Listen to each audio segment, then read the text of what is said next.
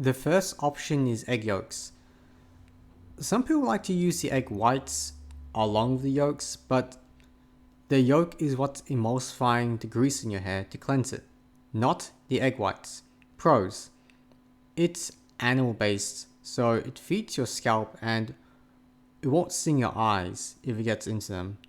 The cons is you have to wash it out with cold water, otherwise it'll cook in your hair and stick. That's what happens when you use even warm water. It has an egg smell and some people may not like that. It won't work for people who have egg allergies. It's not as effective as commercial shampoos as washing out the grease. Let me just say that there's nothing natural that will strip out the grease in your hair as effectively as commercial shampoos, but it's not healthy to do that anyway, and natural shampoos cleanse sufficiently already. It's annoying having to coat your hair with the egg yolks before you start showering, which feels very gross, especially in the winter, but you have to deal with it.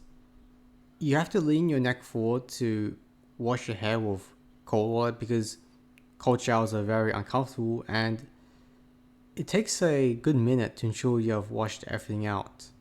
The second option is rice water. You boil rice and you use the rice water to wash your hair. The pro is that it's simple, although boiling does take preparation. You'll probably need to strain it through a cheesecloth or sieve. Starch does add volume to your hair, so that's also a pro. The cons are that rice water is full of arsenic and pesticides and you're applying it directly to your scalp. Here are the cons I have read online about rice water because I'm not willing to sacrifice my health to try this out. Rice water can cause hair loss as it can clog your pores. It can cause scalp irritation. It can cause an unpleasant odor. It can cause hair brittlness, frizz, and dryness. I recommend you use a shampoo shield so it doesn't get into your eyes. The third option is soap berries. You add a few berries to a bowl of water and it'll turn into an all-purpose cleaner that can shampoo your hair. I'd advise a ratio of 1 soap berry per 100 milliliters of water, soaked overnight or boiled if you want to use it immediately. You definitely want to use a cheesecloth to strain it, as it will hurt if it gets into your eyes and will start making soap as it contacts with water. It's as effective as regular shampoo, but stings your eyes just like it, so it's mandatory to use a shampoo shield or goggles in the shower so it doesn't get into your eyes. A pro to consider is that if you buy this, you won't have to worry about buying detergents or dishwashing liquid. You can source all your cleaning from soap berries. Soap berries don't have an expiry date if you keep them in a dry, cool place. The process I've seen advised is to bring your soap berries to a boil with a ratio of 1 liter of water to 10 soap berries, and then simmer it for 30 minutes. I tried leaving them in boiled water overnight while simmering and it's still very effective. But if you want to ensure you're getting all use out of soap berries, I recommend using the boiling method.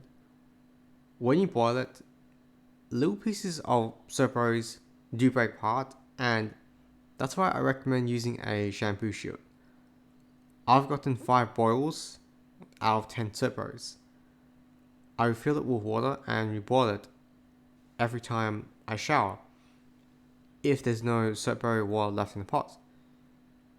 You only need around a third of the water to wash your hair, so you're not using 1 liter every time you shower.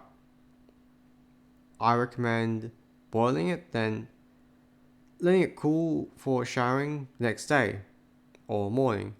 It's nice because you can start the shower with warm water and then pour the soap berry water over your hair. Make sure you soak the back and sides of your head, and it still works to cleanse your hair of oil.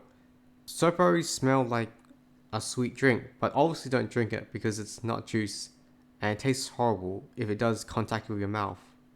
Unfortunately, the soapberry smell doesn't stick to your hair. Soapberries are very hardness friendly because you start with a warm shower, and since your head loves cool temperatures, you pour cold water over your head to wash everything out.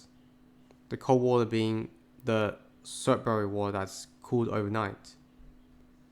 Fourth option is to use fermented raw coconut cream as shampoo.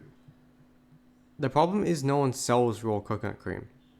It's pasteurized and inside metal cans, so you have to make it yourself. I talked about it in my how to stop balding video, so check it out.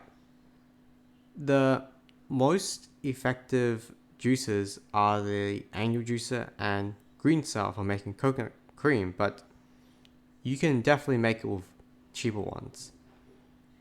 Not much to making coconut cream. You take coconut meat from mature brown coconuts and you run it through one of the aforementioned juices, and then you have coconut cream. There's other plants that you can obtain soap from, but they're not going to be as easy to obtain and can be quite dangerous, so I didn't bother listing them.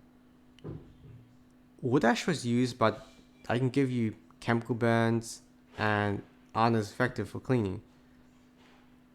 There are other options such as mixing lye and animal fat to make soap for shampooing, but lye is dangerous to handle, so don't do that. Soap making in general is dangerous, so just stick to these natural options. There are dry shampoos, which is basically combing your hair with dry clay or powder to absorb all the oil without the use of water. I haven't really looked into it, and I'll make a separate video on it if there's interest or if I ever do try it myself.